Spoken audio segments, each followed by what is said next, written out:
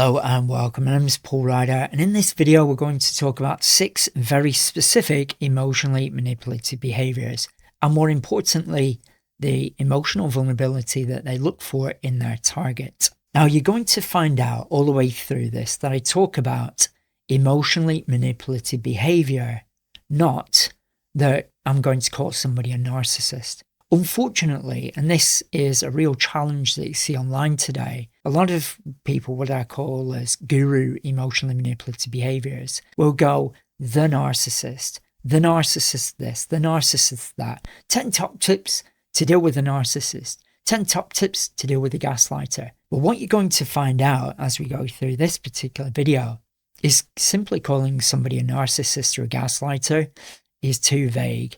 You're never going to get right down to the very core if you do not know what emotional vulnerability each individual behaviour is targeting.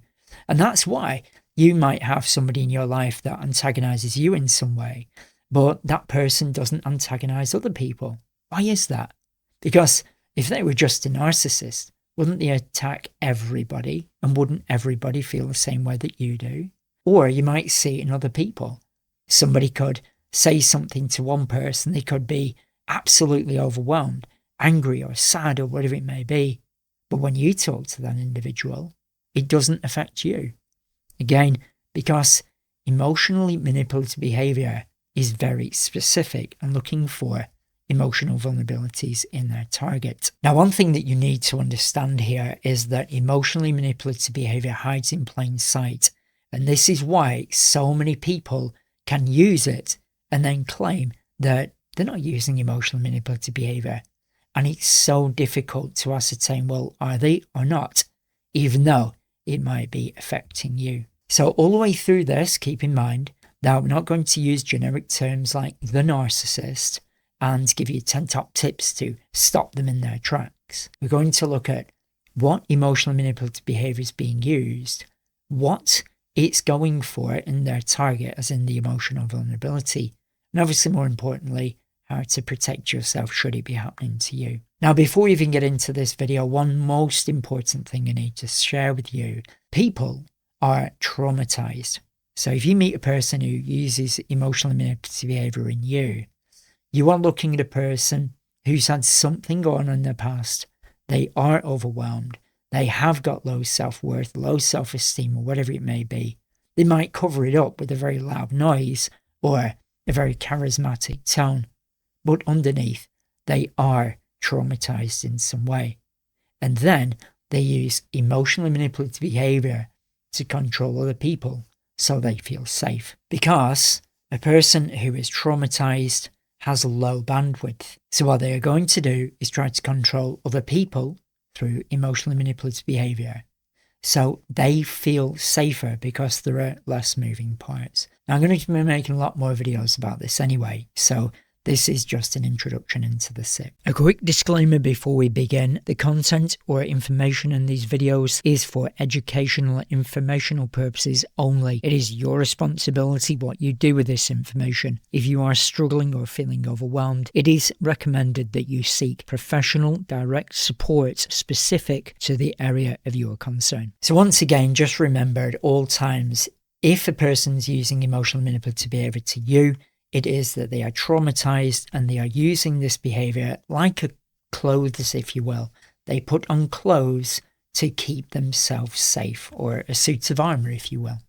So first one we have is the oppressed victim. The oppressed victim is an emotional manipulative behavior. A person who is traumatized could have been a victim of trauma or abuse in the past, or a target of trauma or abuse. Again, there's two very different areas there. They get traumatized, and then they choose to use an emotional manipulative behavior, either consciously or unconsciously. So the oppressed victim is, please help me. It's like the poor me in the amazing book Celestine Prophecy, which is a beautiful story. The oppressed victim will imply that they are always in need, that they can't do it, that they are helpless, and they use guilt to trigger their target. Guilt is a belief that I have done something wrong. So if you imagine you were the target of their focus, they would imply that they're struggling and you're not helping them out. And because you're not helping them out, they're in a worse place. And if you have a guilt complex in any way in yourself, you can fall prey to the oppressed victim. But remember, there's always two sides. It hides in plain sight. So it could be a person who is just having a tough time in life and reaching out for support. So that could be a very real situation. A person's just having a tough time. But if the oppressed victim wants to hide in plain sight, they will claim that they are a person just having a tough time, but really they never seem to break free of this cycle. There's always something else that they are struggling with. Okay, that's number one. Number two is the savior. Now you'll see a very big codependence here. The savior is, I'll help, I'll step in.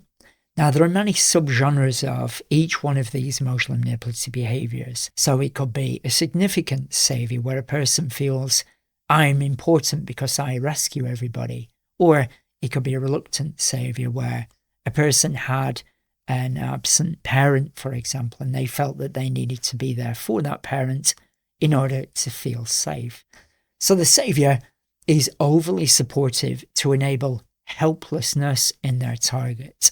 So if you look up at the oppressed victim is, please help me, I'm helpless, I don't know what to do, please, please, please help me. So the savior will step in and go, I'll help you. Or it could be a person who's genuinely helping a person get back to balance. Now, there's nothing wrong with that. It's very healthy. So as we're going through this, the statements in red are the emotional manipulative behaviours. The statements in black are genuine situations that people find themselves in. But the emotional manipulative behaviour will pose as the statements in black. Then we move on to area number 3, the I'm too busy. Now, the I'm too busy is what now? It's that frustrated parent who's irritated about people pestering them all the time. So the I'm too busy emotional manipulative behaviour implies that people are an inconvenience to them in some way. They're always busy and other people are just distracting them in some way. And that is aiming to trigger abandonment in their target. So again, if you have any areas of abandonment that overwhelm you in any way, you could be prey to the I'm too busy emotional manipulative behaviour.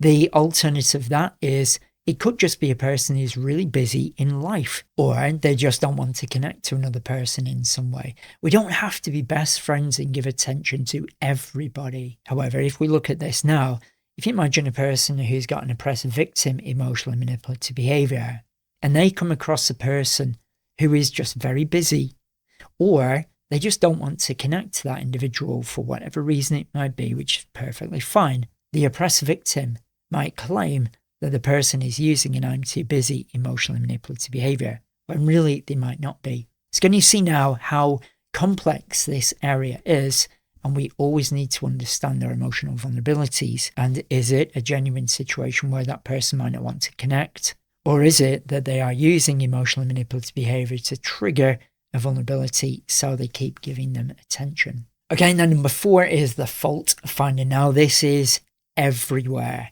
You'll see it in newspapers, you'll see it on adverts, you'll see it on social media. And when you see it, for example, with these celebrities and they're promoting aftershave or a watch or a new dress or whatever it might be, what they're actually doing is they're saying they are top tier and they're the important ones.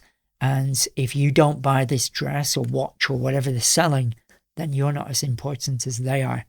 It's a very subtle one, but it is a fault finder technique. So the fault finder will continually judge other people as less capable or not as good enough as they are in some way, or just not good enough in general. And that exposes the vulnerability of shame. Now, shame is a huge one. I cover it in a lot of depth in my audiobook, Life Beyond the Ego's Mask. And that's completely accessible, no charge for it. Have a look on my website for that.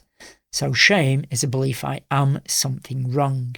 Now, I'll let you look more into that through my audiobook, Life Beyond the Ego's Mask, because it's a very complex area. Very different to guilt. Guilt is a belief I've done something wrong. Shame is a belief I am something wrong. And the fault finder will claim, are you stupid? Why do you not know this information? Or the opposite of a fault finder could be a person who's just saying a truthful statement about what's going on in a situation, if somebody is off track. Now, I've been very, very fortunate to meet amazing people. I've made many mistakes in life, like we all do. And I've had amazing friends put me back on track. And sometimes they were quite direct and sometimes quite cutting with it. But I really appreciate that for me, because then I know where I stand. But again, back to the oppressed victim.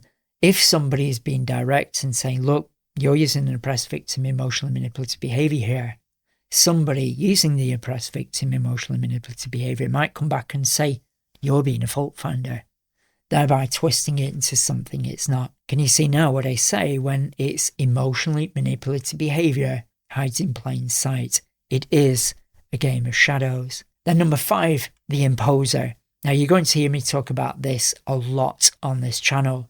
The main area that I focus on with the imposer is in the area of mental health. Now, unfortunately, ideally it would be that people who are teaching mental health will be really balanced and emotionally secure, and then sharing that information. And there are a lot of people out there that can do that. But unfortunately, it is a breeding ground for emotionally manipulative behavior of the imposer. So the imposer will force their behavior onto other people to trigger a feeling of rejection if they don't take on what they do. Now, some imposers could be people who, say, park in disabled bays when they're not disabled. Or it could be people who smoke on trains or vape on trains when they know they're not supposed to. Or somebody who plays loud music, annoying the neighbours, but it's not loud enough that you can actually do anything about it. You know, imagine it in the nutrition field. It's everywhere. If you're not eating this way, you're wrong. Or it could be in the physical fitness world. If you're not exercising like this, you're wrong. Or definitely, as mentioned, in the mental health field. You should do this. You should be thinking like this. If you're not thinking like this, then you're wrong. What you're going to do is, in these 3 steps are, so again, with the imposer, be aware of if they're kind of forcing their opinions onto you, of saying, this is the way it is, and if you don't, you're wrong. Now, the opposite of the imposer is a person just expressing their unique creativity or the unique essence of who they are, but they're actually in a myopic environment. So if you take a group of people, for example, and they are all quite creatively flat, they're not interested in being creative in the slightest way. And then one person is very creative and they start to express themselves. Then the other members of that group might say, oh, you're imposing yourself onto us. You're forcing your opinions onto us. When all it means is that that creative person is in maybe the wrong environment for their self-expression. Again, last but definitely not least is the destroyer. Now, this is a really serious area and could lead to immeasurable loss. For example, domestic abuse is covered in the destroyer. So the destroyer will use extreme threats of violence in any way, shape or form, sometimes taking action on those threats. So it could be a person saying, do not test their boundaries, or it might end up where you're in serious trouble. Now, the destroyer emotionally manipulative behavior, or it could be the destroyer physical emotionally manipulative behavior, because that's one of the few that will rely on physical confrontation as well. They will rely on a person with an anxiety of irrecoverable loss. So the destroyer is, as it says, they'll destroy somebody's marriage. They'll destroy somebody's career. They'll destroy somebody's health. Or as an alternative, and this is a little bit tricky, but, you know, it has to happen sometimes if you're in a very difficult situation.